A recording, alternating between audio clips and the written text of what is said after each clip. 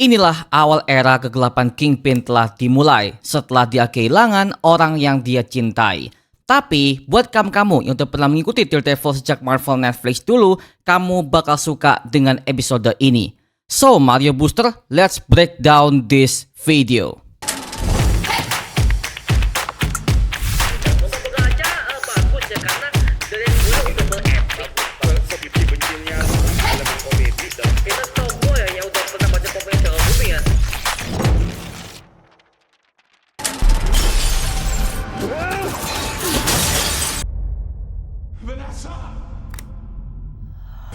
What's up? Heart rate now. No. Information as soon as possible. Can you? Yes.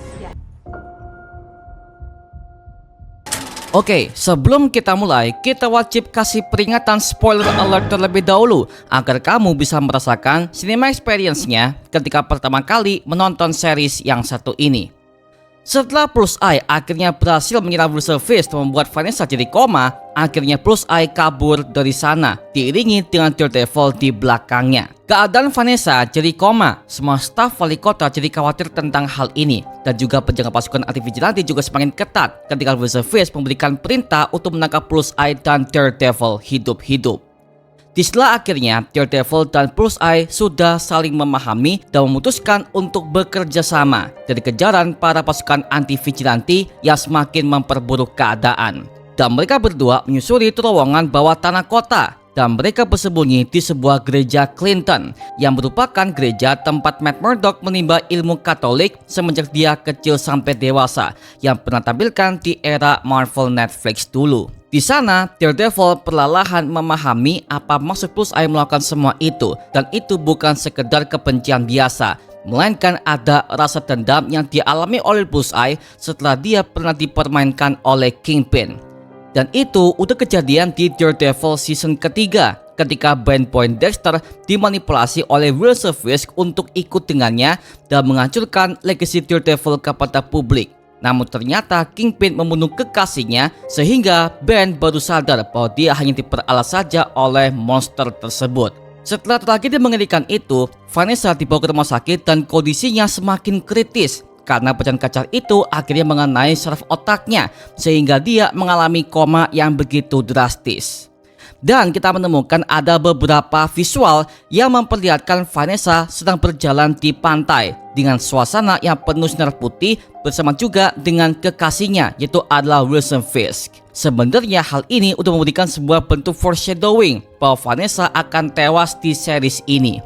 Karena memang di versi komiknya Vanessa sudah meninggal karena penyakit kanker yang ia derita. Tapi menjelang kematiannya Matt Murdock lah yang menemaninya sampai akhir.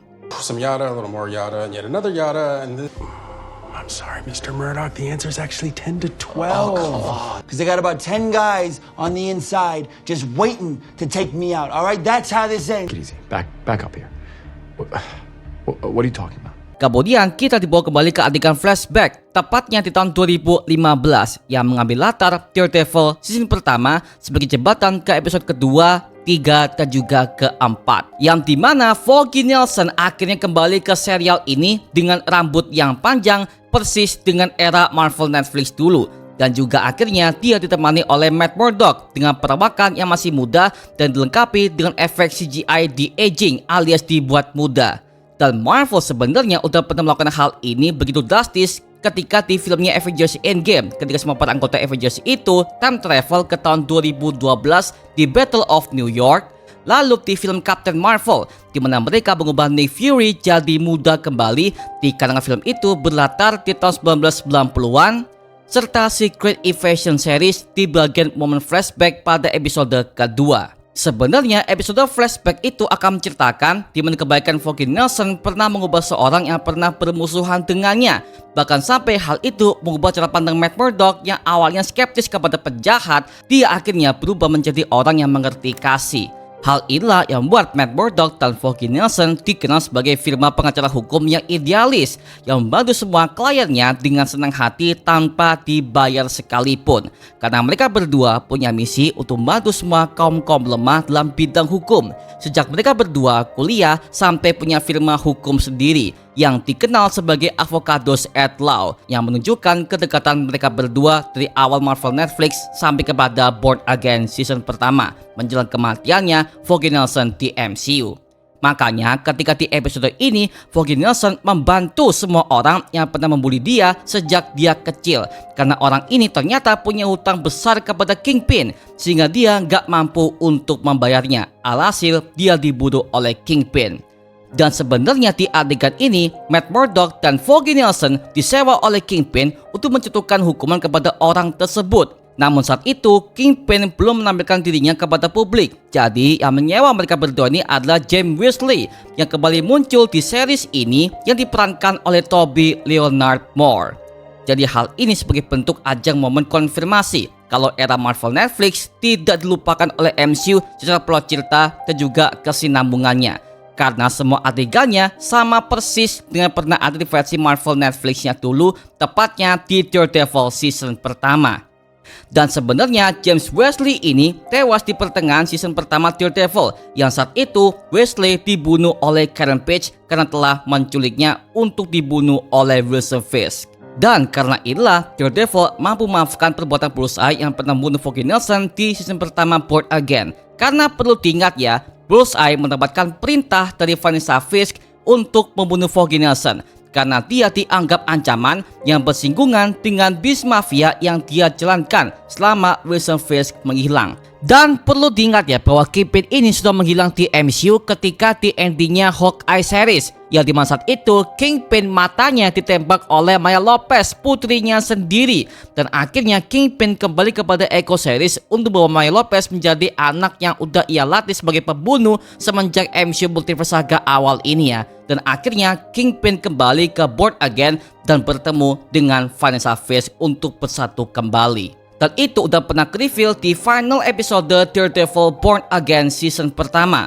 Makanya Matt Murdock langsung memojokkan Vanessa Fisk di acara amal di Daredevil Born Again season pertama episode ke-8 tentang kebenaran kematian Foggy Nelson di MCU.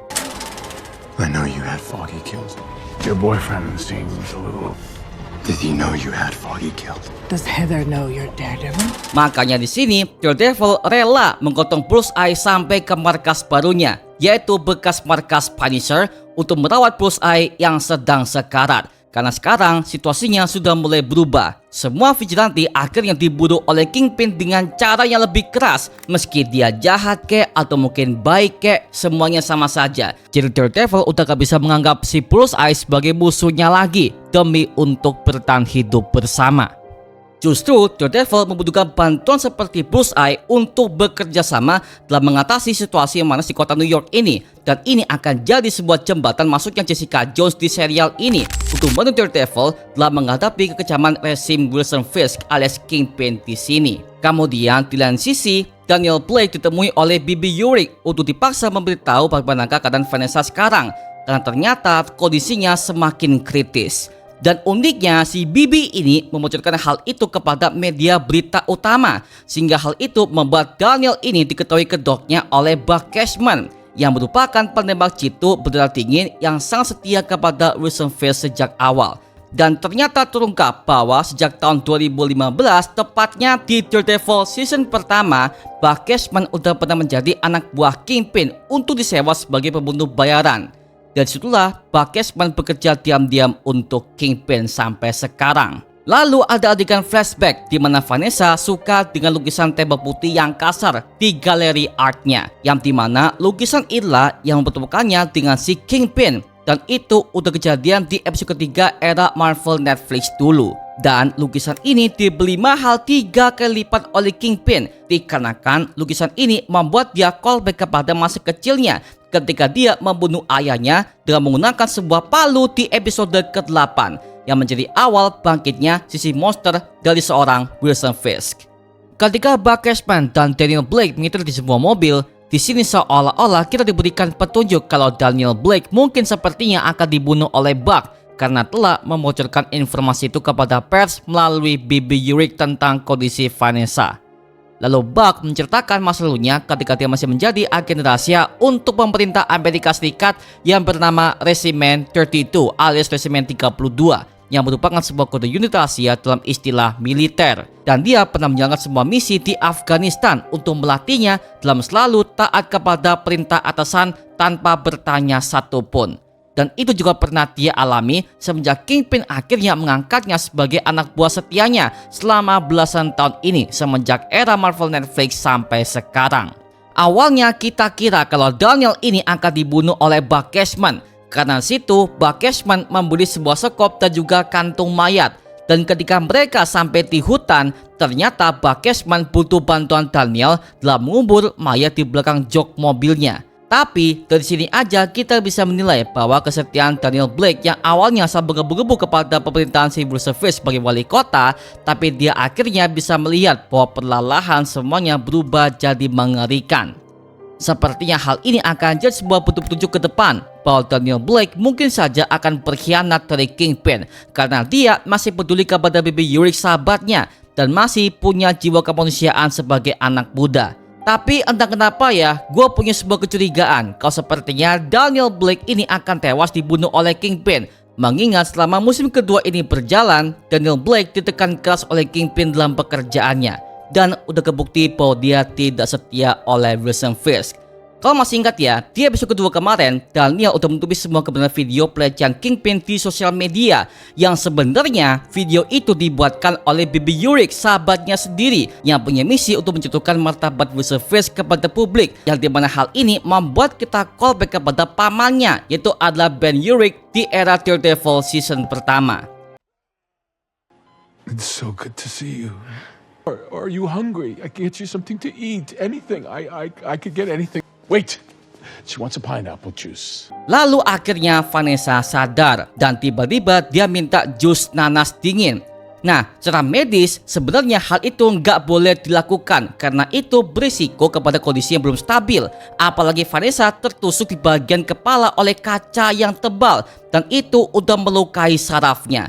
Makanya kalau kalian notice menjelang kematiannya, dia memberikan sebuah kata-kata yang agak ngelantur beberapa kali. Dan itu disebabkan oleh efek minum terlalu cepat dalam kondisi kritis sehingga menyebabkan komplikasi. Apalagi minuman dingin diminum oleh orang yang baru aja sadar dari koma, karena hal itu bisa memicu refleks tubuh shock ringan atau mual kepada pasien. Alhasil Vanessa Fisk kejang-kejang di sana dan meninggal dunia di dalam rumah sakit tersebut. Dan hal itu membuat si Wilson Fisk ini merasa kehilangan yang begitu mendalam. Vanessa? Vanessa?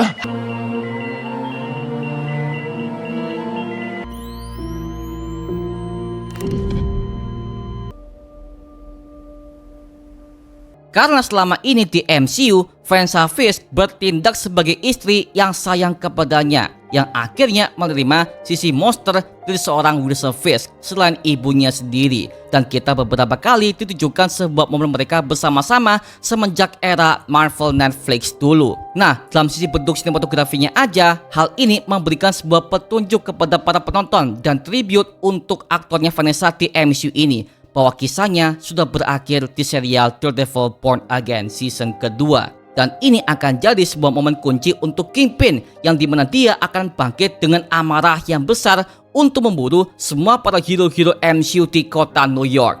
Dan setelah Jessica Jones, Iron Fist, Luke Cage, Punisher, dan bahkan Spider-Man, mungkin mereka semua akan keluar dari persembunyian mereka karena Kingpin alias Wilson Fisk ini akan meruntuhkan New York yang dibuatkan oleh kematian Vanessa di series yang satu ini. Dari situlah awal jatuhnya Kingpin sebagai bos mafia dan juga wali kota, dan ini akan memperjelas statusnya di Spider-Man Brand New Day nanti, di mana posisinya digantikan oleh Ibu Sheila. Nah, by the way, kematian Vanessa di series ini persis dengan versi komiknya, dengan dia tewas persis di kasur rumah sakit. Hanya saja lore-nya yang agak berbeda, dikarenakan kondisi cerita di Born Again ini mengambil konsep dari plot cerita Daredevil Devil Reign di tahun 2022 lalu. Kadang tuh ya, yang kita butuhkan bukan kopi yang ribet, tapi kopi yang rasanya enak, aromanya dapat, dan gak bikin perut kaget. Ini dia white coffee luwak, rasanya lembut banget, creamy tapi kopinya masih kerasa. Yang paling gua suka ini gak pahit dan gak bikin asam di lambung. Kalau kamu tipe pengen ngopi enak tanpa ribet, white coffee luwak ini wajib kamu cobain. Sekali coba, susah balik ke yang lain.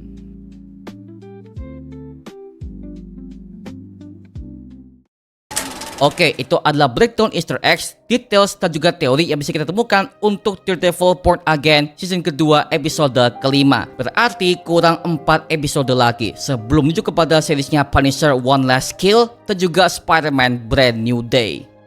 Nah sekarang gue serahkan kepada kalian. Kalau kalian menemukan sebuah detail ataupun teori yang gak gue sebutkan di video ini, tuliskan di kolom komentar di bawah dan kita bisa diskusikan bareng seperti biasanya, oke? Nama gua Mario Angelo dan sampai ketemu di video berikutnya. Adios dan thank you semuanya. Dadah.